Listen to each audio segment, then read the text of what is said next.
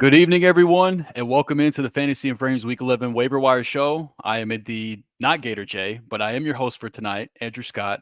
However, my co-host is still Zach Pellowski, and we're here to help you dominate your waiver wire and grab guys to help your playoff push, or maybe even be, a final trade piece right before your league's trade deadline. So let's get it popping.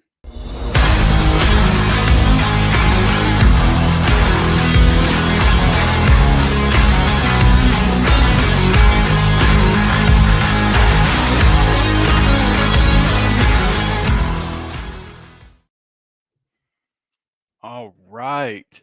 So, welcome again to the Fantasy and Frames Week 11 Waiver Wire Show. Don't forget to follow Fantasy and Frames on Twitter at Fantasy and Frames.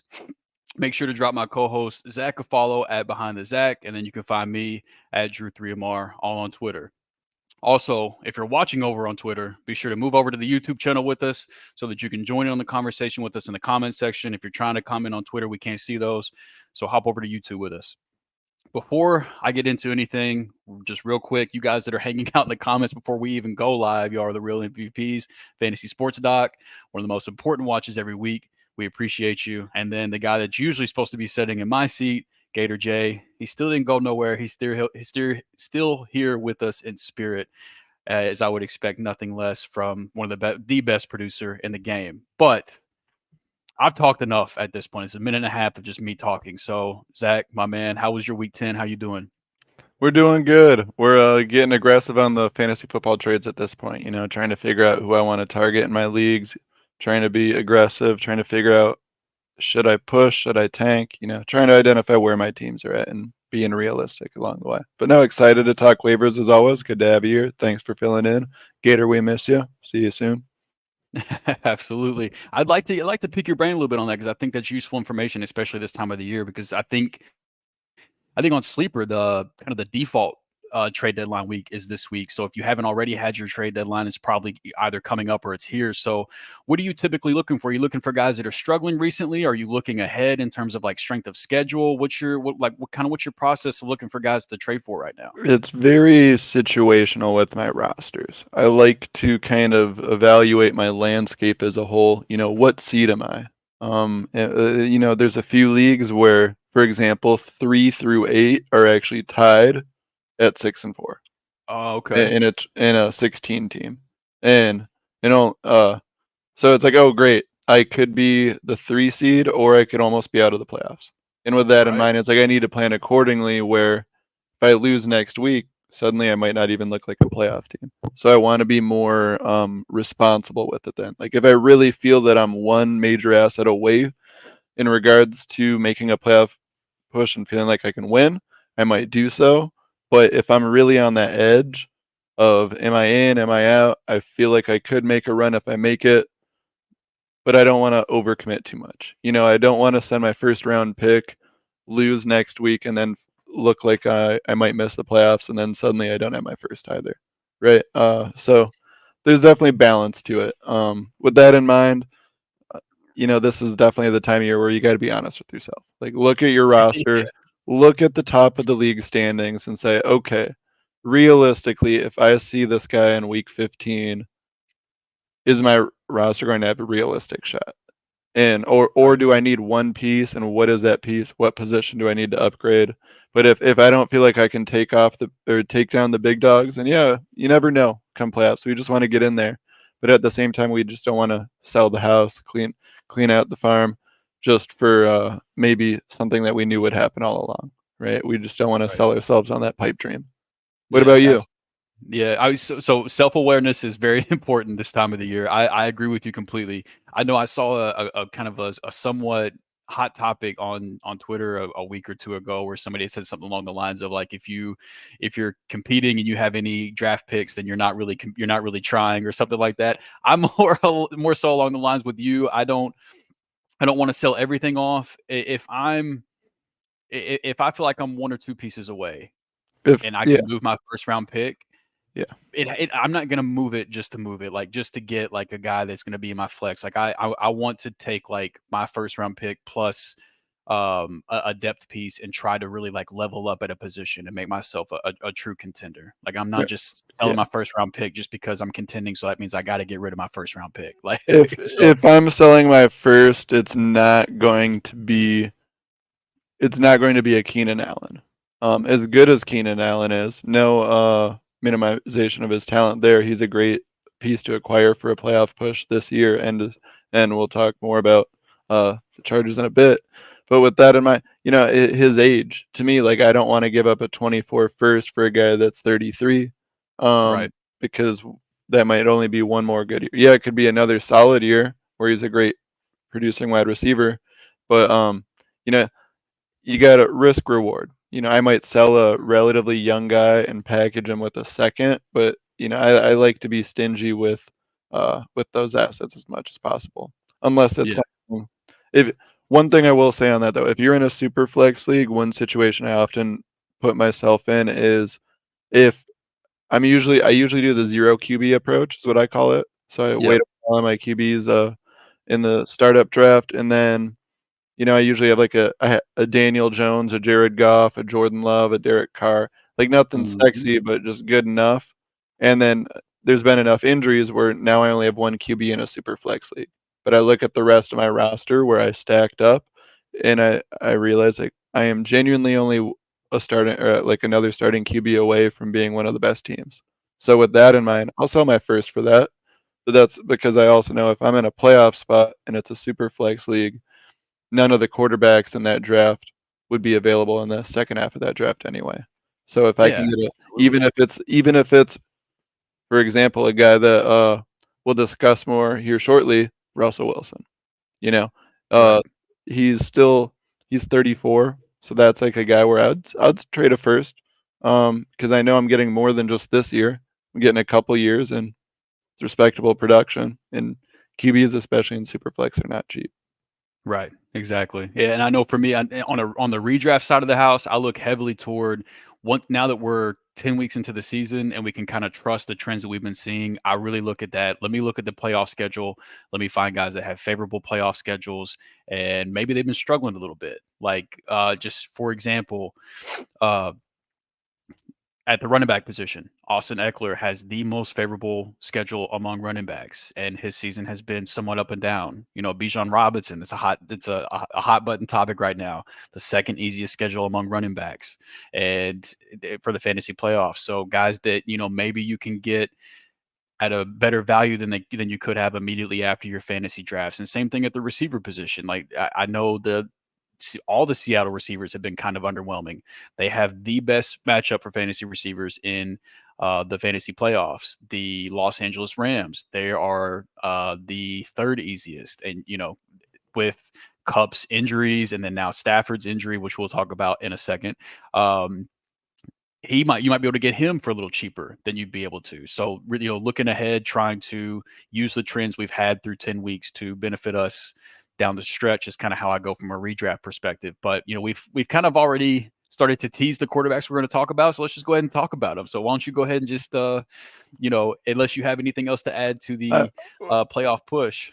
One thing on the playoff push before we get into our waivers, and it is on the subject of waivers. It's the same reason why some of these names that we're going to mention tonight and names that Gator and I mentioned in weeks prior, the reason for it's we're planning ahead. Not all of or most of these ads honestly aren't planned for just this week and then probably dump them again. I mean for defense special teams that's different.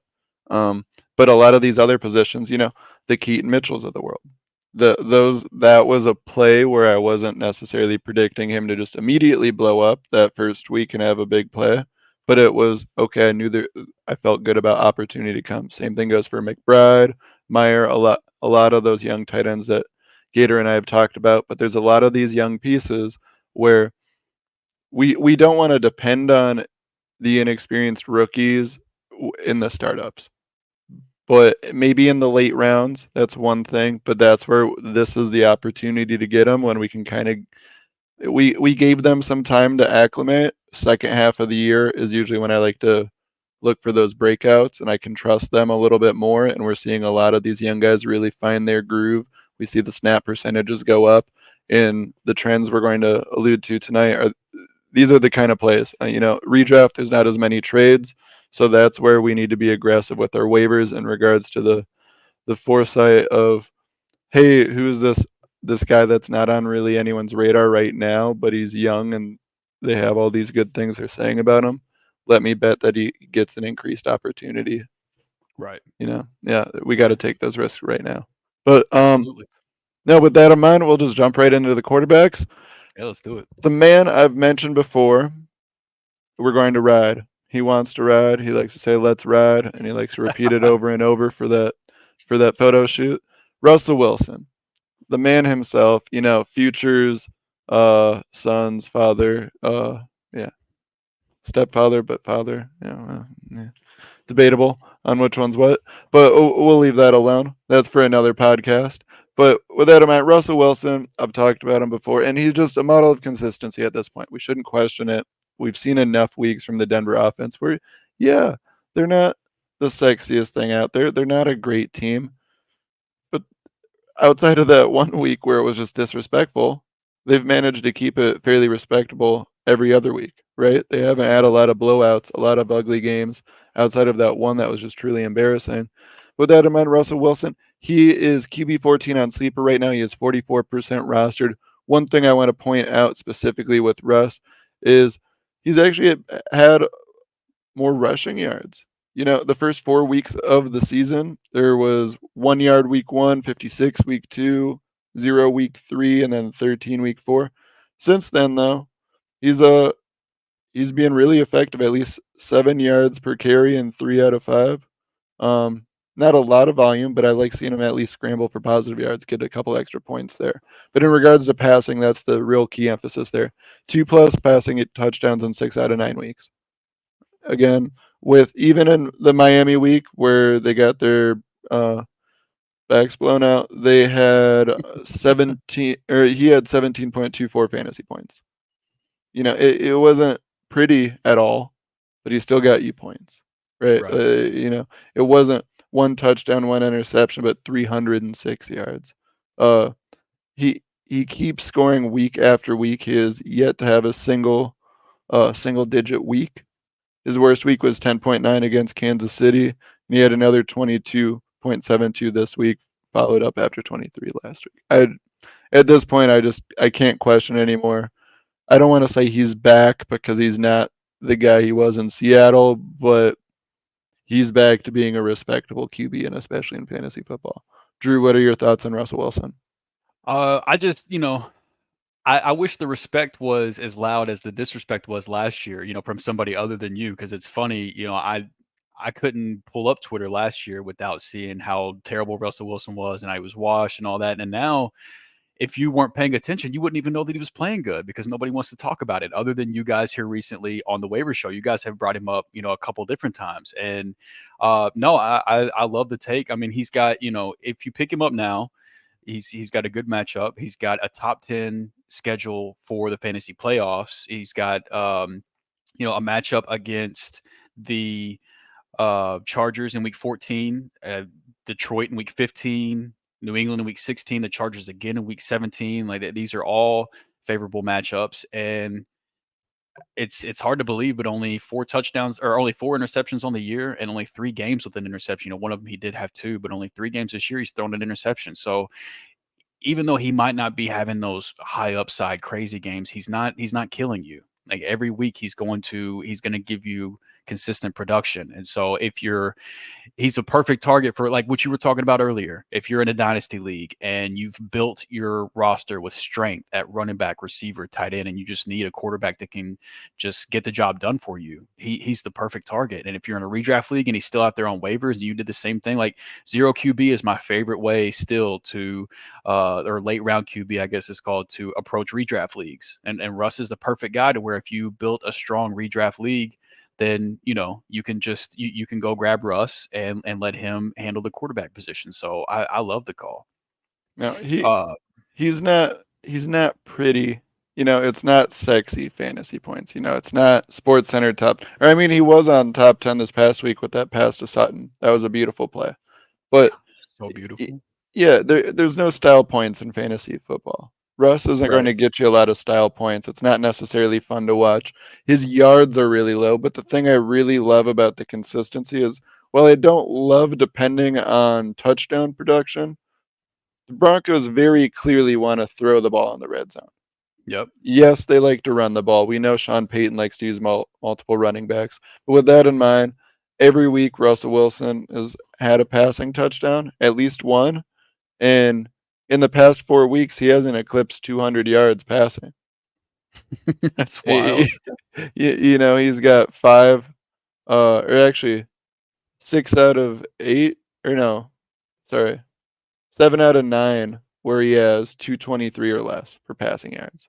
Yep. But you wouldn't know because he throws these touchdowns. So clearly deep ball opportunities, but also, like we saw against the Bills, a lot of the times when they were in the red zone, they were looking to throw the ball.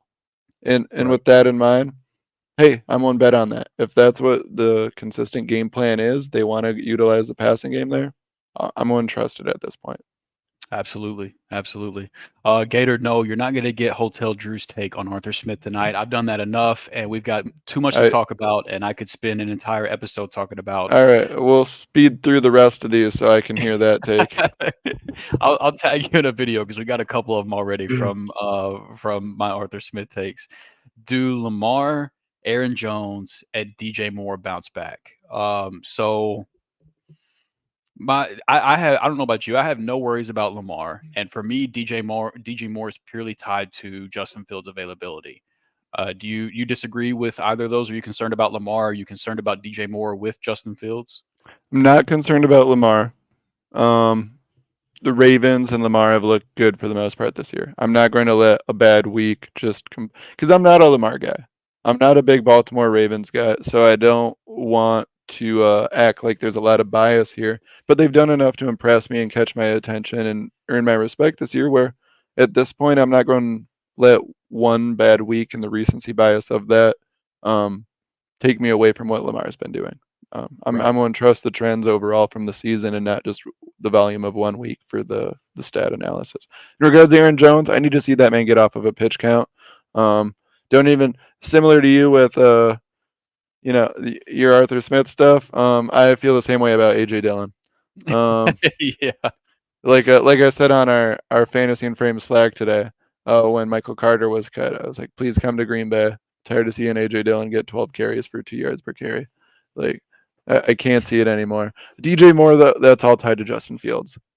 DJ Moore, I like the talent. I would like to think it gets better with Justin Fields. The play calling and the coaching staff started to utilize DJ Moore right before Justin Fields got hurt. So I want to believe it will pick up where it's left off. So we'll just ride what we saw last. But yeah, DJ Moore, once Justin is back, he should be a better asset there. Yeah, I agree. Aaron Jones is the only one I'm really concerned about. Like DJ Moore, you're going to have to be patient until Phil gets back, and then Lamar, he's an every week starter. No doubt about it. Set it and forget it for me. Would you make changes to this roster? 20-team PPR: Lamar, JT, Aaron Jones, Tyreek, DJ Moore, Kelsey, and Christian Kirk. 5-5, fifth place in my division. Top 4 make the playoffs. Everyone ahead of me is 6-4. I've got the most points for in the division, but keep getting unlucky. So what's your feeling about that? Should it be making any roster moves, trying to make any trades? It's a 20-team league.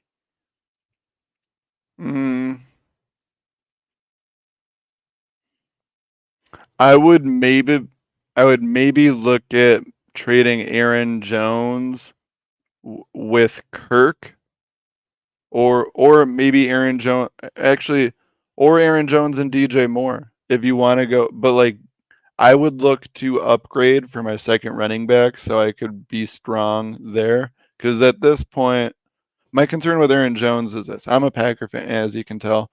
And with that in mind, I have seen enough with this Packers team where I think they're going to rely more and more on the young guys the rest of the year to really see what they have. I don't think they can full on tank because I do think LaFleur's job is kind of in jeopardy. But with that in mind, if they continue to lose like they should and will because they're just an inferior team to a lot of these other squads, especially the way they're coached, Matt LaFleur. But with that in mind, I I could really see a point in the season where Aaron Jones is just kind of done for the year. If he's older, he has an injury history. The Packers are 4-10. Why are they playing Aaron Jones at that point? You know what I mean? Like I feel like at that point there could just be a risk of injury. We'll see. That's just kind of my conspiracy theory on that.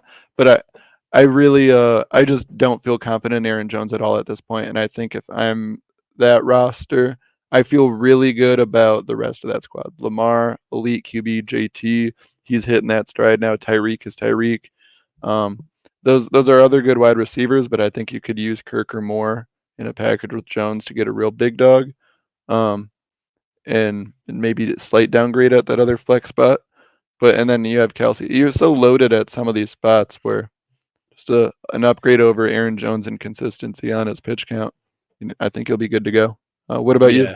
Yeah, I mean, in 20-team PPR league, I'm assuming that your fantasy playoff starts at the standard week 15. That means you still got 4 more weeks to leapfrog whoever's in 4th place. And if you have, if you've got the most points in your division, I wouldn't panic too much because I can't imagine too many teams being more stacked at positions the way that you are, having Lamar and Kelsey, and then having Jonathan Taylor, Tyreek Hill, DJ Moore. Like those are all pretty much set it and forget it options, assuming Justin Fields healthy. So if there's a window there where you can do, like Zach was saying, an Aaron Jones plus and upgrade that running back too, I think you do that. Outside of that, I think you let the odds kind of balance themselves out, because in a league that deep with a roster this strong, I think eventually you're going to find yourself in the top 4 over these last 4 weeks. So I think there is room there. You could possibly make a move, but I don't think you have to. Yeah. I don't think. Yeah, I don't think you have to. I was just going to say with that, we definitely want to be careful on not overpaying. Like I think it's going to be tough to find the ideal trade where it's a win-win for both sides, unless you can find a team that's also in a potential playoff spot and say they're more loaded at running back and they could use some help at wide receiver. I would target that team because they're going to see the most value in a trade like that. That's all I got there. That's the important part of the trade, is you have to go target players that are in need of the areas you're looking to sell. Like you can't just go find anybody and say, hey, accept this trade. Like you got to find somebody to where you can at least sell it to where it looks like it's going to be, a good for both sides. So Chris Battistell, my boy, the host of our fearless leader on 4th and Frames, DJ Moore or Deebo Samuel rest of the season. What's up, fellas? Keep killing it. Appreciate you, brother. Deebo's been kind of hot the last couple of weeks. DJ Moore's been kind of cold. How do you see it shaking out the rest of the year? I'm going with Deebo, and it's not very close for me. Really? We saw some good weeks from DJ. We did, but we also saw some where it didn't really look like he was on the field, and it made no sense that the Bears even traded all these draft assets to get him. So that's where I'm kind of nervous. I want to trust that some of the promise we saw right before Justin Fields' injury can come back. But at this point, what if they go back to that game script from early in the year? That's where it scares me. I think Deebo, while there's a lot of mouths to be fed in that offense, there's a lot of weapons there that score a lot of points. At the same time, I want a piece of that offense every chance I can get. And Deebo's one of those guys where he's utilized in enough different ways where not the biggest Deebo guy, but DJ scares me rest of the year. Like I wouldn't be opposed to acquiring him, if I could get him cheaper with like the DJ Moore is kind of like a buy low guy for me. I like him if I can buy low, but if I had to pick one of these two, I'd rather just ride Deebo strong. What about you, Drew?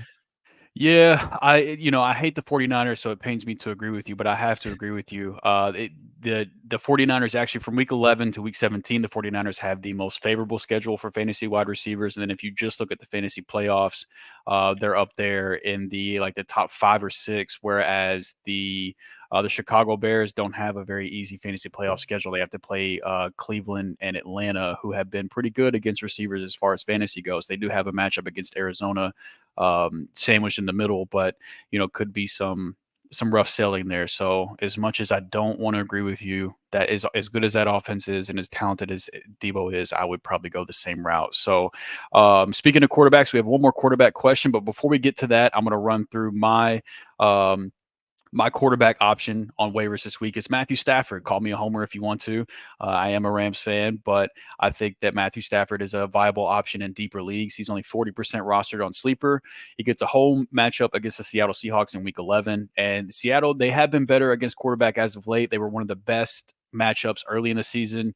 They put together some stronger defensive matchups lately, but they're still a middle of the pack matchup. But after Seattle, he gets another plus matchup against Arizona. And then he has the sixth easiest strength of schedule for quarterbacks in the fantasy playoffs. So if you're in a deeper league or in a 2 quarterback league and you need an option to either go pick up on waivers in 1 quarterbacks or possibly a trade target in 2 quarterback leagues, I think Matthew Stafford could get it done. So the passing volume's been there. They're having, whenever he's healthy, they're having him throw the ball a shit ton, but the touchdowns haven't been there. And I just like the math doesn't really math for me. If you're throwing the ball that many times and you have Cooper Kupp, you have Puka Nakua, I think eventually the touchdowns are going to come up. So with enough plus matchups, I think that Stafford's best days are probably ahead of him at this point. So that's my personal target for this week in deeper leagues. I like it. No, I like Stafford as a play.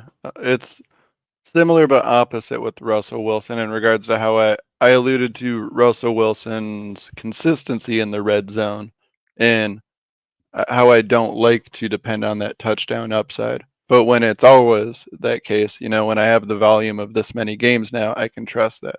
And right. I like this for Stafford because I see so much production and then just no touchdowns. And to me, it's like, wow, he's having great weeks, super consistent at the quarterback position. Someone that's not going to like there's been 0 weeks that would burn you. You know what I mean? Like he's just been a model of consistency for a guy you want to have in your starting lineup, especially in super flex format. And I love the play.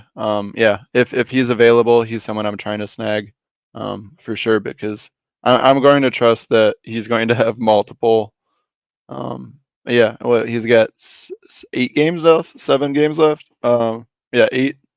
But I'm going to trust that out of those 8, there's going to be a few that have more than 1 touchdown in it. Right? It's hard to see Matthew Stafford's touchdown. I mean, last year, yeah, he had 10, but he got hurt. But otherwise, I mean, he's only had his lowest was 19 in 2019. Again, I don't even think he played the full season. But that's the thing is, yeah, he's been slinging the rock every chance he gets. He's always throwing touchdowns. Right. He's always getting passing yards. He's getting all the passing stats. So that's where at this point we know what Matthew Stafford is. We know what that offense is. Yeah, no, he shouldn't be available, but he is in a lot of leagues. Absolutely, I love it. All right, so one more quarterback question before we wrap up the quarterbacks. Mahomes or Prescott this week? What do you think? Mahomes or Prescott? I'm always going to go Mahomes.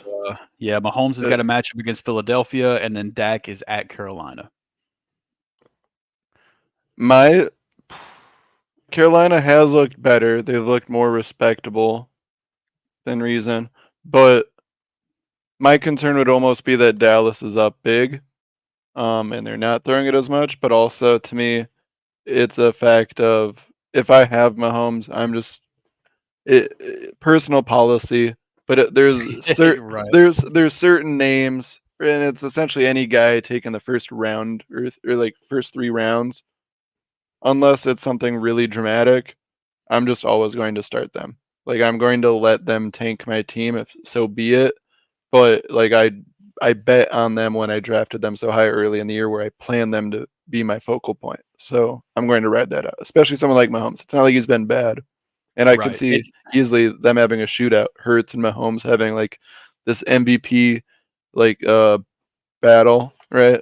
I was struggling. I thought I had a different word and then struggled there. Yeah. No, I agree with you though. And it's a lot of people still they see Philadelphia on the schedule and they think bad matchup because the Eagles defense is tough, but against quarterbacks over the last 6 weeks, they've been the 6th best matchup. Like you want to start your fantasy quarterbacks against the Philadelphia Eagles, whereas Carolina, they've been the 2nd worst matchup. They're just so bad against the run. Teams just run the ball against them. Like maybe fingers crossed, maybe we finally get our Tony Pollard week this week, and you don't really see as much from Dak. So I know it would be tough to put Dak on your bench after such a huge week. But yeah, I agree. I think you have to start Mahomes. One more question that's actually going to lead us into running backs. Tank Dell for Najee, and then flip Najee for Pittman. So basically, this is basically a Tank Dell or Michael Pittman question. So do you want the wide receiver 2 on a pass heavy offense, or do you want the wide receiver 1 on a run first offense? Is kind of how I interpret this question. So I want Tank.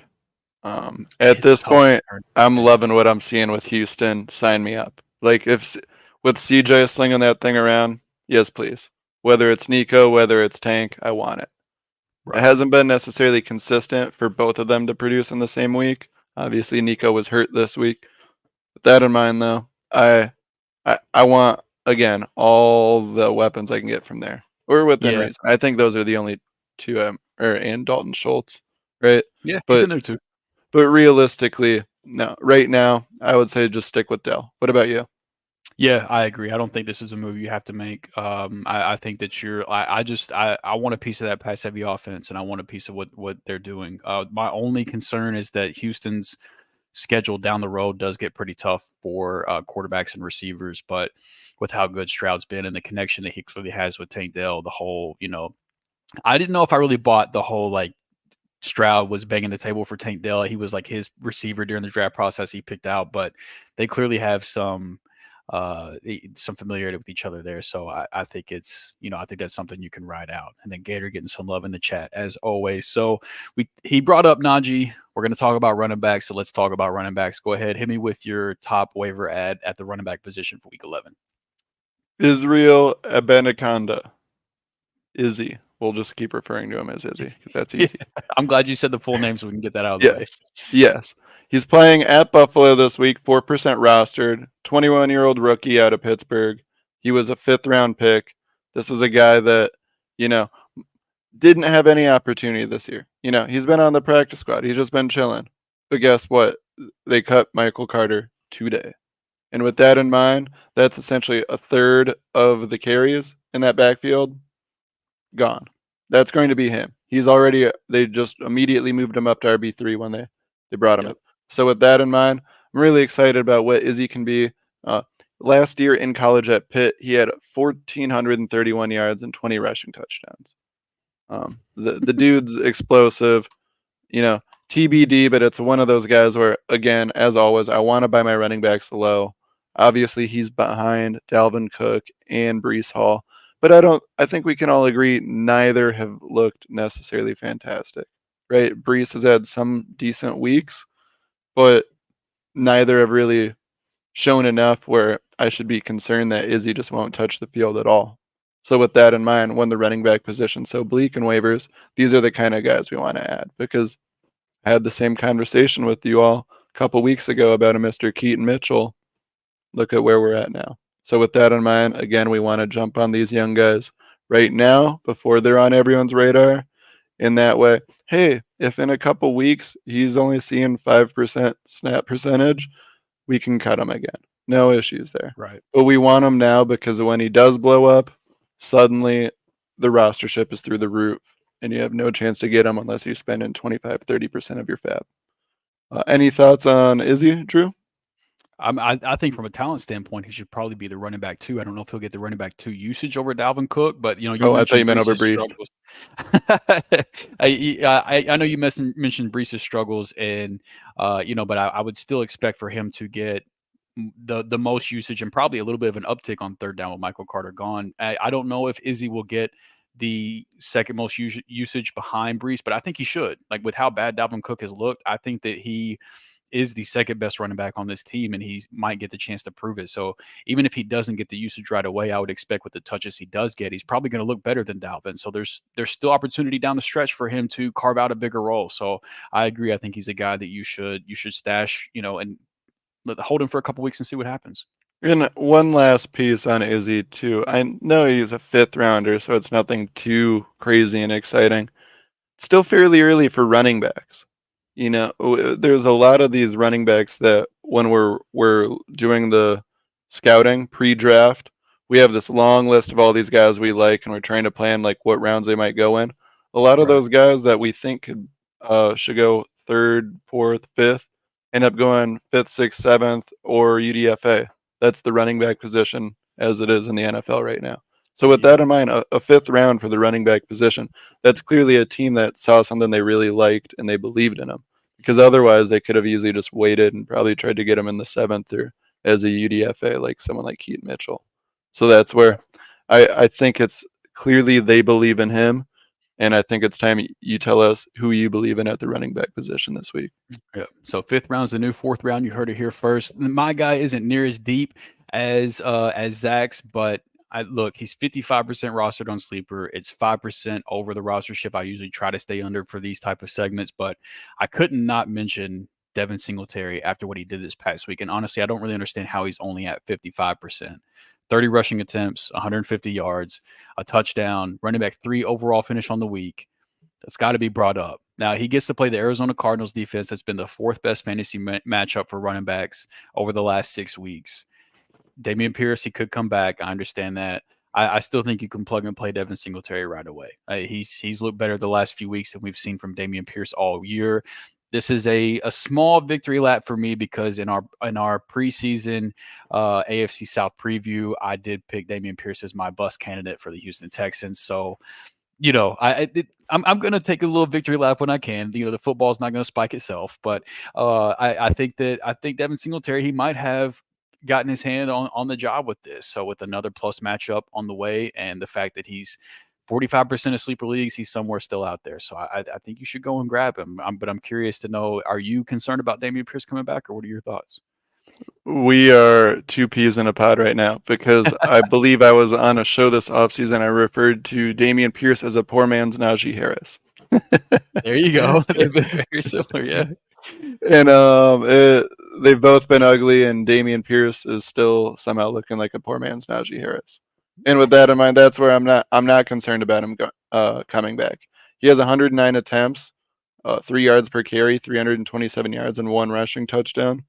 12 targets on the year, 9 receptions for he has 411 yards and 1 touchdown. It's week. We're going into week 11 now. Yep. That's not good at all. That's awful. And I understand the passing volume is higher this year, so the workload isn't necessarily the same, and they're a more competitive team. They're winning ball games, so that is going to shift the dynamic. But realistically, Dameon Pierce was always treated as a volume guy, not as necessarily this major talent that showed all this promise. I mean, he's solid, but I think in most of our eyes, he's probably an RB2 for a lot of teams, and it's just a matter of having that other running back that pushes them into that role. And right now, like you were alluding to, Singletary might be doing that this past week. 30 yards, 30 carries, 150 yards. I love that. I mean, that's 5 yards a carry on that kind of workload is crazy. Yeah, and that's absolutely what I want to see. Yeah, absolutely. You got some support in the chat from Chris saying that with the landscape of running backs and where the value sits, the 5th and 6th round is the new 3rd and 4th round. It's an interesting discussion, one we don't really have time for today, but I think it's time to rethink the whole draft capital argument whenever it comes to running backs in terms of really, where the most valuable rounds are.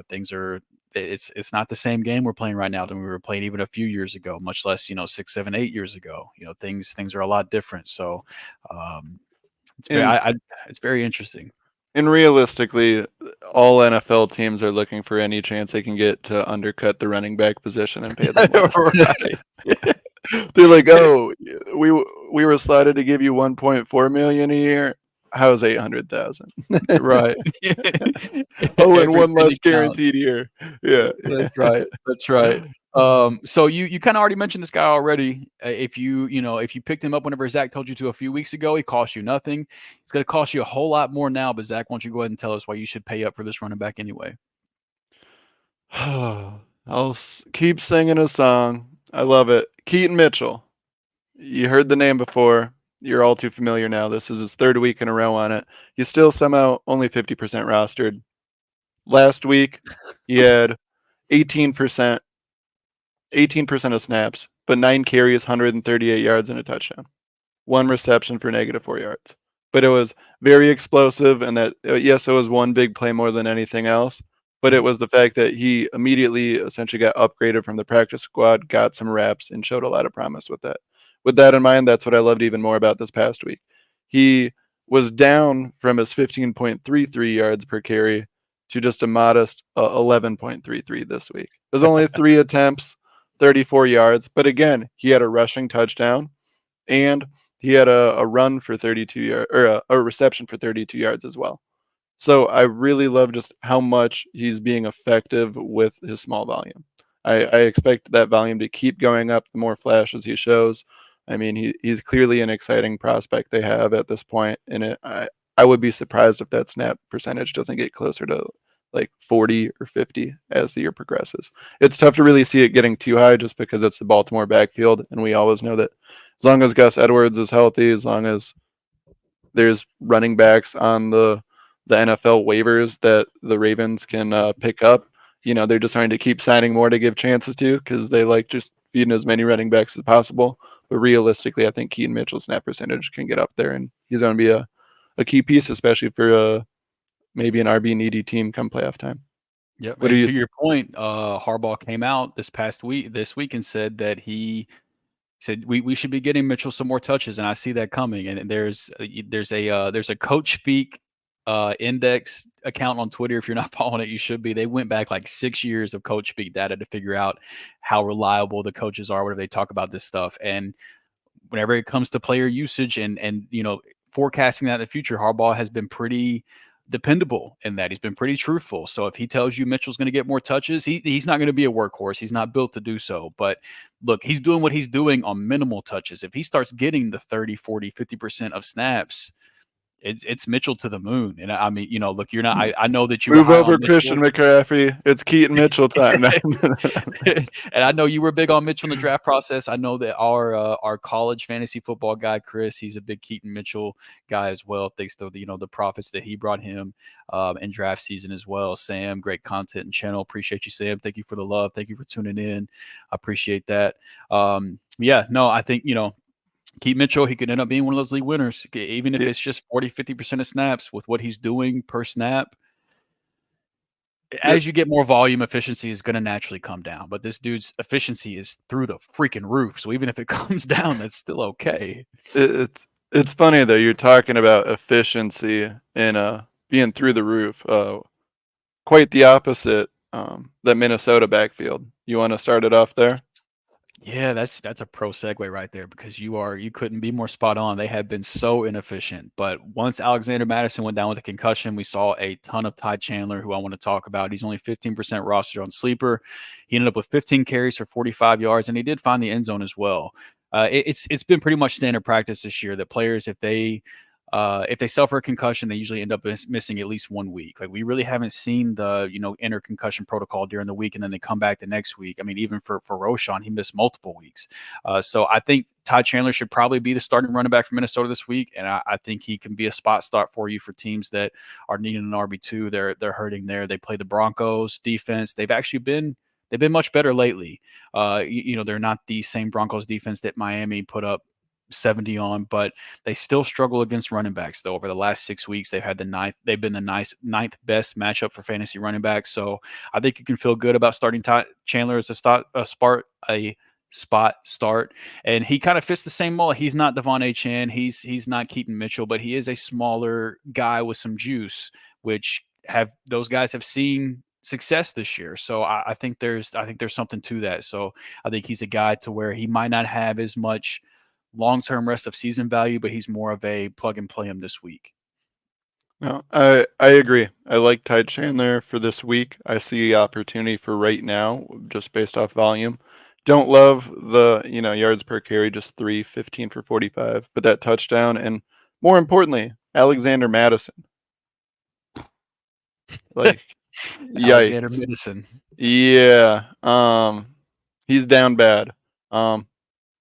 Snap percentage just trending in the wrong direction for him. Efficiency, rough. All the metrics, rough. Down bad. That's Alexander Mattison. And with that in mind, I like a lot of those guys. We mentioned Chandler last week. We mentioned Ham. And Ham wasn't getting any of it. It was just purely Mattison and Chandler. And with that in mind, I like Chandler because Yeah, I look at Madison and I'm like, all right, well, someone else has to get some workload because there's no way the coaching staff's watching this. I'm like, yeah, let's feed this guy some more. Right. And I do want to touch on one last thing though, in regards to Ty Chandler, just how there's one other guy I'm kind of keeping a radar on. I mentioned him last week. It's Dwayne McBride. He's still on the practice squad for the Vikings, but in regards to him, he's just more of a, maybe put him on your watch list. If it's a deep league, if it's a 20 team, that kind of thing, I might be trying to snag someone like him right now because another bad week by Ham Chandler underperforming, one of those guys could easily be waived. We see it happen so often.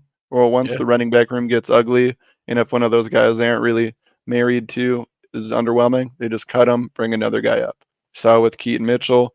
We're seeing it now with Izzy on the Jets. It could easily be the same with someone like Ham in replace of my guy McBride. So with that in mind, I like any of those other names that aren't Madison in regards to just trying to address the running back position because it's definitely a position that's hard to find, right? In regards to fantasy, there's only so many viable options out there. A lot of the other options are very bleak, especially when it comes to waivers. So we have to jump on these kind of opportunities because realistically, at the running back position on waivers, we can't be too greedy about efficiency. There are the outliers, but usually more than anything, we want to jump on volume because that's where that's just more consistent, more trustworthy. And that's where I like the play of Ty Chandler this week. Absolutely. Yeah, just quick disclaimer for the running back position because they are hard to find. Zach Charbonnet, he's just over 50% owned on Sleeper, but if he's out there in your league, you need to pick him up. Be sure to check out our boss man Jorge's Waiver Wire article that came out earlier today on why you should pick him up. Also, just house cleaning, double check. Devon Achane, Kyron Williams, they're both probably owned in your league, but Achane's 21-day window to be activated from IR was just open. Kyron Williams' window opens next week, possibly. He's eligible to return from IR starting next week. So just check your waiver wire just in case, especially in redraft leagues where you don't have an IR spot. Those guys could have been guys that are possibly dropped. So just double check. Now's the time to pick those guys up. So real quick, go ahead. No, I just want to say no, those are absolutely the guys you want to pick up now, and the best way to know when to pick them up is by tuning in on Fantasy and Frames Wednesdays, right? You got it. You got it. So before we get into the wide receiver position, we do have Fantasy and Frames Wednesdays coming up tomorrow night. Dynasty 365, they kick us off at 8 o'clock p.m. Eastern. Fourth and Frames follows that up with special guest Scott Porter, well known from Friday Night Lights, a TV show. If you haven't seen it, you should. Shoot the Gap, our IDP show, closes it out at 10 p.m. Eastern. We also have the Fantasy and Frames Mailbag Show at 7 p.m. Eastern on Thursday nights. The Fantasy and Frames pregame show starting at Sunday morning at 9 a.m. Eastern that runs damn near until kickoff for the noon games on Sunday. And then, of course, every Tuesday you can find usually Gator and Zach tonight, me every Tuesday night at 7:30 p.m. Eastern as well. And also don't forget to visit the Fantasy and Frames website for our weekly rankings, waiver wire articles, start sit articles, so much more weekly content every single week.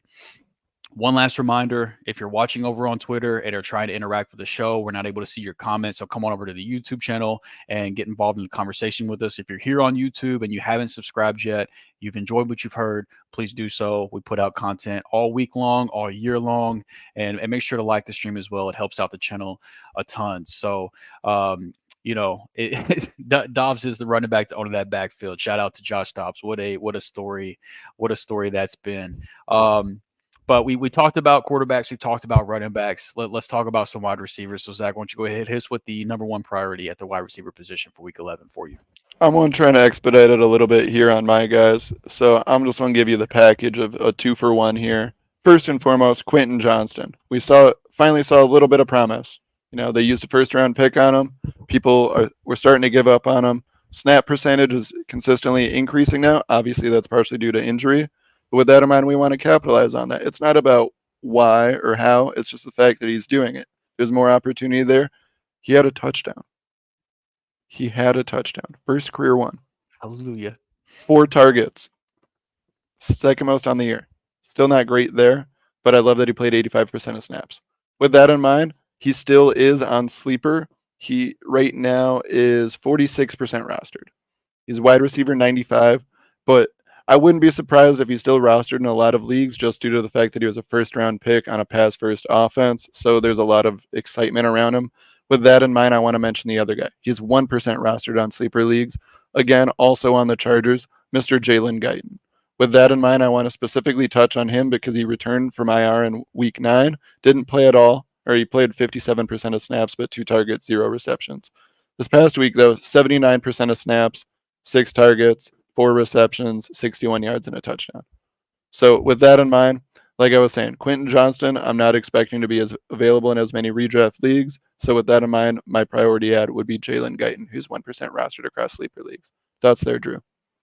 Yeah, I think you want to get pieces of offenses that are attached to elite quarterbacks. And Justin Herbert, despite what people that care too much about quarterback win-loss ratios care about, will try to tell you Justin Herbert is an elite quarterback, and that offense has favorable matchups down the stretch for both the quarterback and receiver position. So, I know we wanted to bury Quentin Johnston 7-8 games into his NFL career, but I mean, he was a project receiver coming out. Shocking, it took him a little while to get acclimated. The target share might not still be what we want it to be, but he's worth stashing on your bench at worst. And same thing with Jalen Guyton. Just like put these, if you don't feel comfortable starting them, fine, but put him on your bench and see how this wide receiver room shakes out. I mean, Keenan Allen's day to day. We know Mike Williams is out. Somebody's going to catch the ball, and Justin Herbert's going to keep slinging it. So I want pieces of this offense. And one last thing I want to mention with that is, like, I love that I can buy Jalen Guyton at this price because at one point in time, I believe maybe it was last year, maybe it was this offseason. I don't remember which, but there was some. I think it was last year, but there was some excitement about Jalen Guyton maybe being that sleeper guy to work into that role. Never even somewhat happened. With that in mind, this is the kind of price you like to buy in on this guy. He's a speedster. He has some deep ball potential. With that in mind, I like to jump on him now. But Quentin Johnston as well, a guy I like to comp him to, not in regards to physical tools and abilities, but in regards to just what I could foresee for the second half of the year. Quentin Johnston is this year's Christian Watson. I'm calling it now. People were quick to just throw Christian Watson out the first half of the year, call him a bust, and he blew up the second half of the year. It's just a matter of acclimating a little bit, getting more comfortable with that offense, and opportunity came. Just had to build that trust a little bit. So that's where I like both of those plays. With that in mind, I know we're talking about a lot of young guys, and while this guy isn't necessarily young, he's got the young guy of CJ Stroud throwing him the ball. How about you tell us about your next guy? Yeah, it's the good old classic 7th-year wide receiver breakout. We're finally seeing it over the last 2 weeks. Noah Brown, he's number 1 on the Texans in receiving yards per game, fantasy points per game, and catch rate. Somehow this guy's still only rostered in 37% of leagues on sleeper. I would expect to see that number come up. And if he's on your waiver wire, you should be part of the reason why it comes up. This week, they get to play the Arizona Cardinals, who have been the 10th best matchup for fantasy receivers over the last 6 weeks. So this could end up lining up being another big day for CJ Stroud and this Texans passing offense. And it's kind of what we were talking about with the viewer question earlier, talking about Tank Dell. Just whenever you're scavenging the waiver wires and looking for receivers that you can play, find guys that are, number 1, attached to elite quarterbacks, and number 2, attached to quarterbacks that are getting a ton of passing attempts to where the volume is there. And Noah Brown, he checks both those boxes. So even though I don't really know if Noah Brown, the player, is actually as good as what he's been doing, I think it just more so speaks to CJ Stroud's ability to elevate players around him. The fantasy points still all count the same. So, give me Noah Brown as a spot start continually until we see otherwise, and until the other pass catchers around Noah Brown get a little bit more healthy. Absolutely. He had 6 targets 2 weeks ago, 25.5 yards per target, 25 yards or 25.5 yards per catch because he caught all 6. This past week, 8 targets, 7 receptions. So 24.5 yards per catch, 21.5 yards per target. Those are stupid numbers. Stupid. I love it though. Yeah, I don't necessarily trust it long term in regards to if Nico and Tank are both healthy. But with that in mind, right now, until I know Nico's back and healthy, I gotta be playing Noah Brown. Yeah. And speaking of elite quarterbacks, the next guy I believe you're going to talk about, he just got his elite quarterback back. So let us know. How dare you refer to Kyler as elite? He is. He is, man. I've got another young guy, another rookie. You know, this is usually the area I pride myself on is the young guys and just kind of keeping my radar on them. Michael Wilson, though, rookie out of Stanford. This is a guy they took fairly early in the draft, someone that they're going to believe in long term. He was a guy that was taken earlier than most people projected in the NFL draft, and that told me, hey, the Cardinals clearly saw something they liked, and they think they got a guy that you know, when they jump up the boards like that, the immediate like spotlight on that, like, okay, they see something that they said, screw whatever the projections are, where we think we could get him, we have to take him now. So Right. with that in mind, Michael Wilson, it's exciting when you look at the past 5 weeks he's played. Snap percentage just keeps going up. This past week was his highest at 89%. He's only had 2 weeks with 10 plus fantasy points. Production hasn't necessarily been there yet. But again, I like snap percentage a lot. You know, I like knowing my guys are on the field because I'm a big believer that the more they're genuinely just on the field, the opportunities will arise. And that's where the fantasy points will come. And plus, if he's playing 89% of the snaps, that's telling me he's also blocking in the run game, which just I like that from any wide receiver because I know that's earning them more brownie points from their QB. So I always like whatever they can do to, you know, persuade them to maybe get a few more targets their way. With that in mind, Michael Wilson, though, 5 targets, 6 and 6. So the more volume coming his way. And I like that now with Kyler back. It's like, wait, he still saw the ball, right? And I think that's more important than anything was just I wasn't sure how it would look once Kyler was back, but it was still there. And if anything, it looked better and it's more promising. And I'm going to bet, if anything, this is me making a rest of year bet that Michael Wilson has a chance to really increase stock based off just getting Kyler back.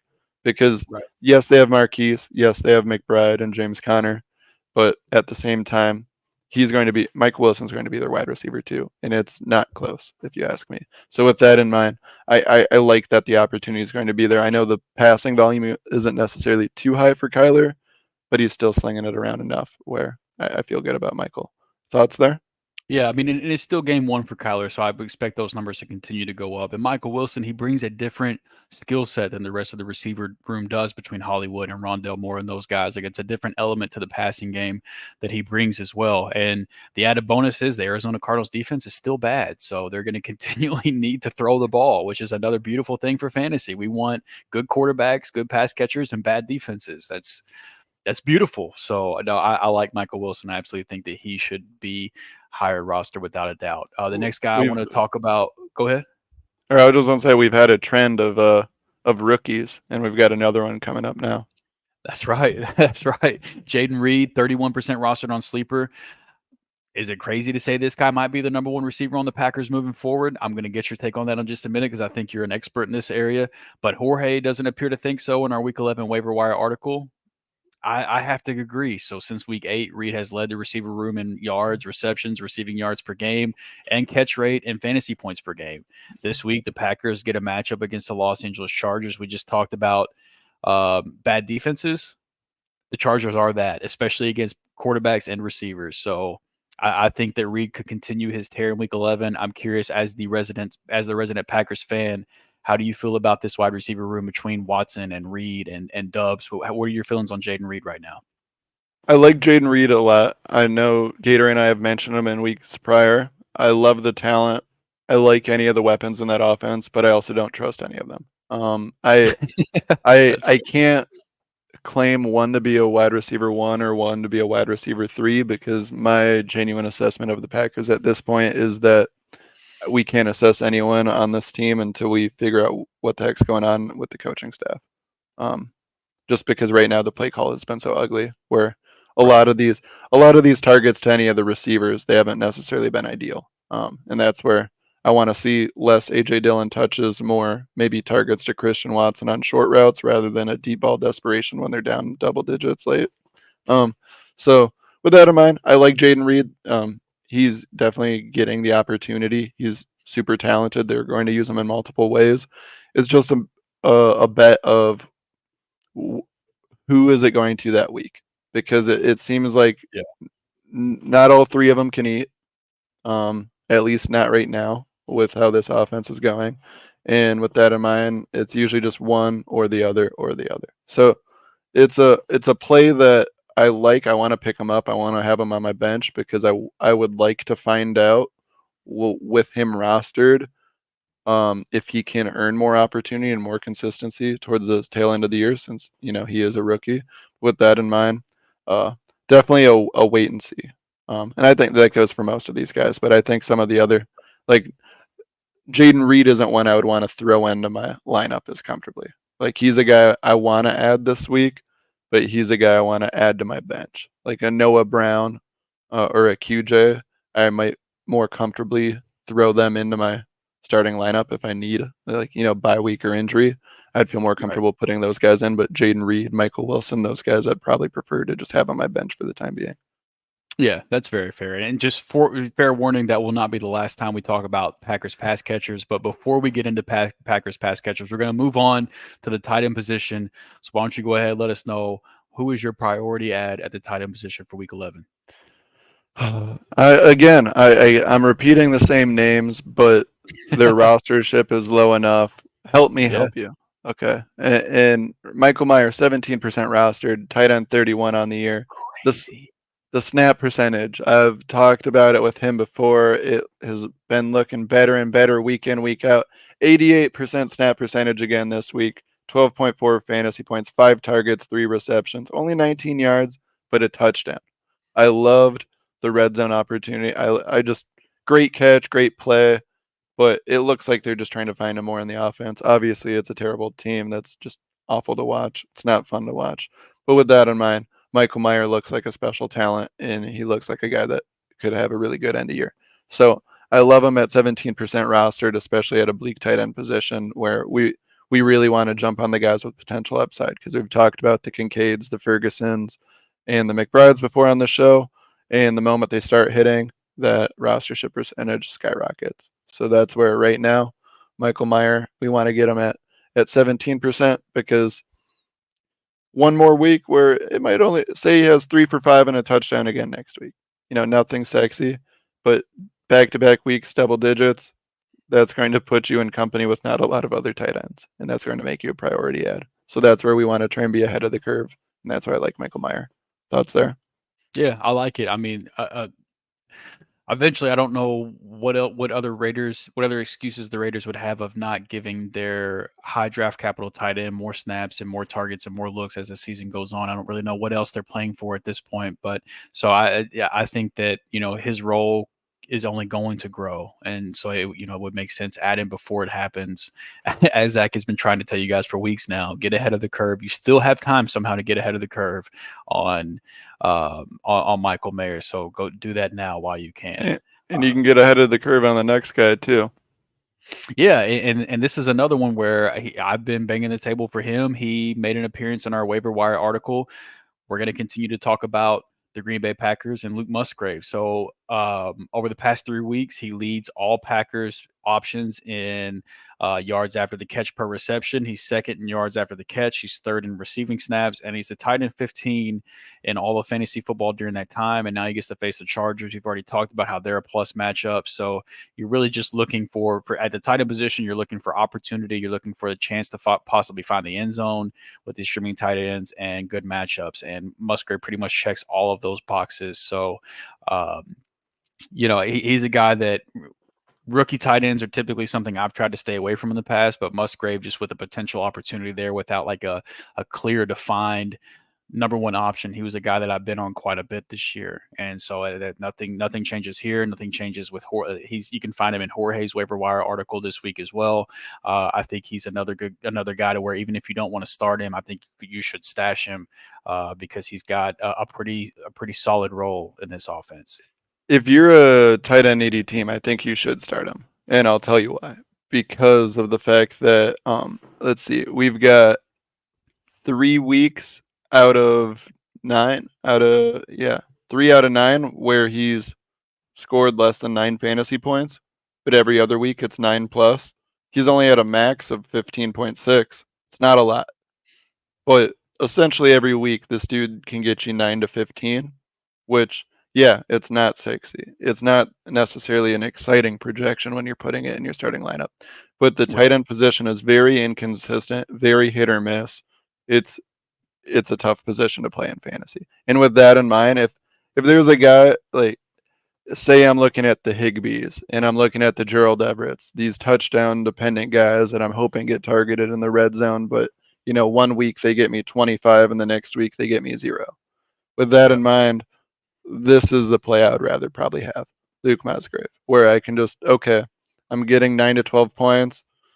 It's not necessarily sexy, but it's going to chip away at that total point or that point total that I'll need in order to beat my matchup. So Right. I like the Luke Musgrave call a lot. So Sam, could you please explain what waiver means and how the word applies in the football world? Yes. So the waiver wire, whenever we're talking about fantasy football, that just refers to, so in your typical fantasy football league, you're going to have players that are on everybody's rosters. And then the players that are not on somebody's roster in your fantasy football league, those are the players that are considered on waivers. So if you have players on bye or players that are injured, or if you have, an empty roster spot and you're looking for somebody to pick up, you're going to go to the waiver wire to pick those guys up, and it works differently depending on the league. Some leagues you're able to just immediately go add somebody and immediately put them on your roster. And in some leagues you have to wait for waivers to process. So in most leagues, for example, like, football games took place Thursday, Sunday, Monday, and then now waiver wire day is considered Tuesday. Then most leagues waivers will run on Wednesday. So you put in your waiver claims, you're picking the guys that you want on your team, and then on Wednesday morning or Wednesday afternoon, waivers will run, and you will either get those players or somebody in your league will get those players. So that's what this show is all about. We're here to tell you which guys you should pick up, which guys you should stay away from, as far as that goes. And so we talked about Michael Mayer. We've talked about Luke Musgrave. If he's out there on waivers still, what's another tight end you think that that our viewers should be picking up? Chigoziem Okonkwo, my guy. Well done. He is someone that was on my radar as a rookie last year. Had him in a bunch of leagues. Just kind of had him stashed away on a lot of rosters because hasn't necessarily been as exciting as we hoped this year. There's a lot of excitement around him this year and what the potential opportunity could be, but it was also relatively tempered because we knew Tannehill was throwing him the ball. That right now, it's not necessarily pretty.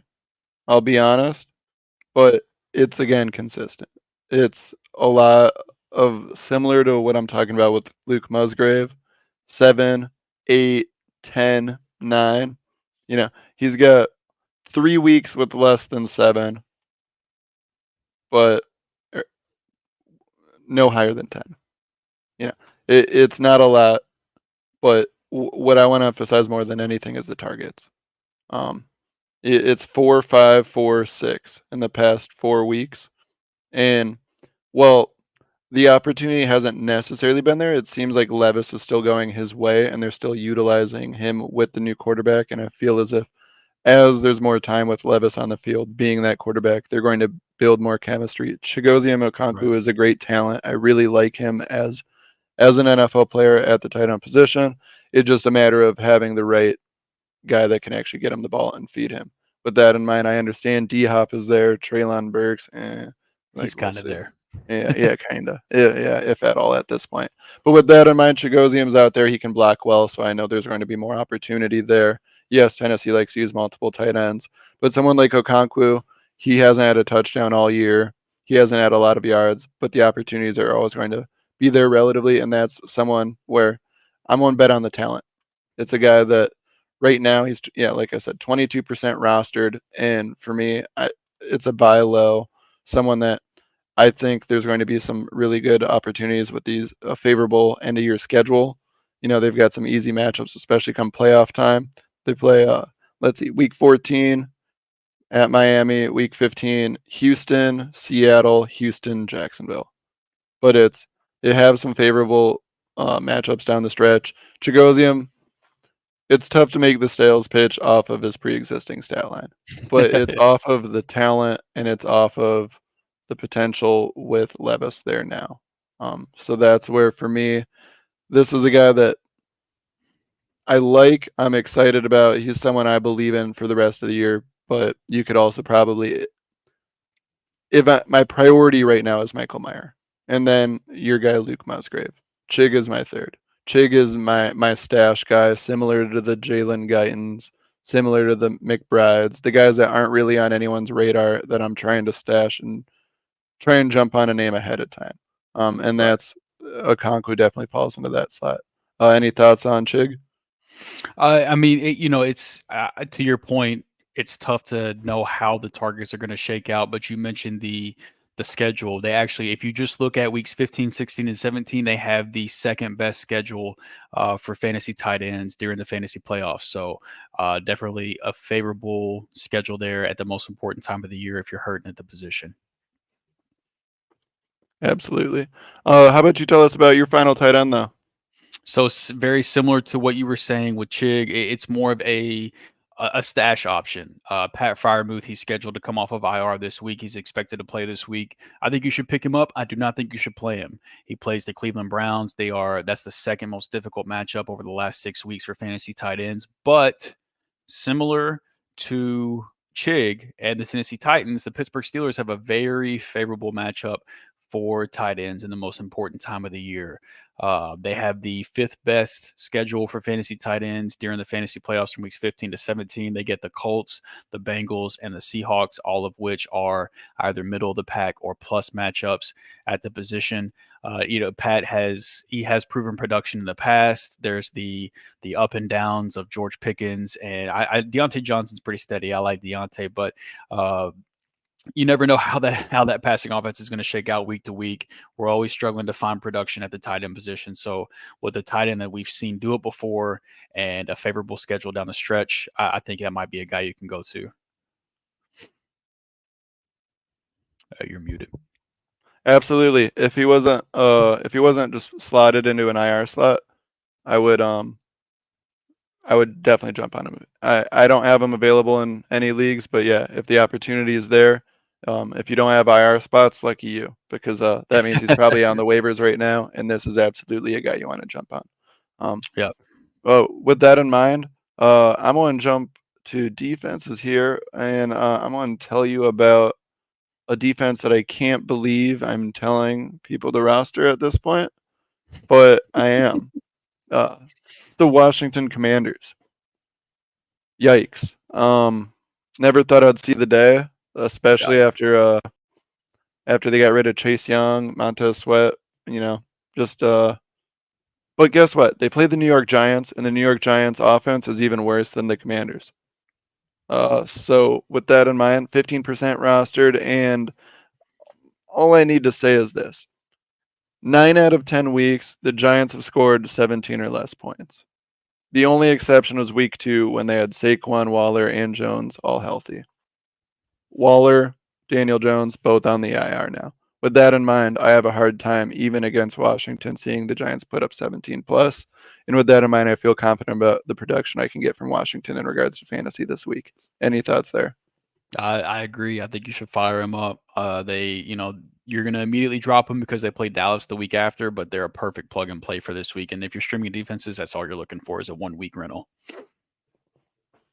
Absolutely. How about you? Who's your defense this week? So the defense I'm looking at, they're 22% rostered. It's the Detroit Lions. They get to play the Chicago Bears this week. I'm not sure what Justin Fields' status is, but even if Fields plays, I'm still comfortable starting the Lions this week. And I'm comfortable holding on to them because after that, in week 12, they get to play the Green Bay Packers. And then in week 13, with the way the offense has been looking, it might still be a good matchup against the New Orleans Saints as well. So this is a thing where I think it's a good option in week 11. And then you might also, if you don't like the other options on the waivers and following weeks, I think you might be able to stick with Detroit for a few weeks. So the Detroit Lions is a defense I'm looking to pick up this week. Yeah, I agree completely. I mean, the Lions are just a good team all around at this point. It's tough to question any part of it. Even their defense is showing some promise, and especially against the Bears. I mean, it's tough to make the Bears look good. The Giants are pretty much the only team that can do that. Maybe the Packers too, but the Bears aren't much better than any of those teams at the bottom. And with that in mind, especially a high octane offense like the Lions, want to trust they can get some takeovers, get us some fantasy points for defense. No, I like that. Absolutely. So That's a wrap for our Week 11 Waiver Wire show. Don't forget to head over to the Fantasy and Frames website and check out our Week 11 Waiver Wire article that our boss man Jorge Edwards put together for you. The Start Sit article for Week 11 is coming out later this week, as well as our weekly rankings and so much more content that you can find on the website. Be sure to check back tomorrow night for the Fantasy and Frames Wednesday shows, kicking off at 8 p.m. Eastern with Dynasty 365, followed by Fourth and Frames, and Shoot the Gap is going to close it out on Wednesday night. You can find my man Zach over on Twitter at Behind the Zach. You can find me on at Drew3MR, but most importantly, make sure you're following the Fantasy and Frames account over at Fantasy and Frames. Hopefully, I'll see you guys back on our show tomorrow night with special guest Scott Porter on Fourth and Frames at 9 p.m. Eastern.